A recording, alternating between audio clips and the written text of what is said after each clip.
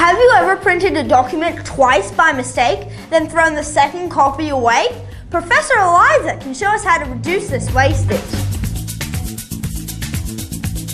I sure can. The first thing that we need is paper cut pen or a swipe card. Either use your swipe card to log in or enter your personal paper cut pen. In my case, I'll use a pen.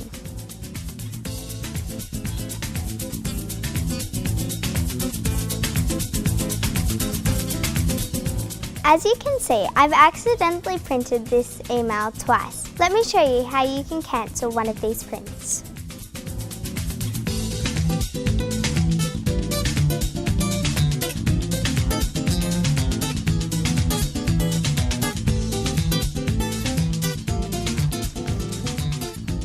Stop wastage and save with paper cut.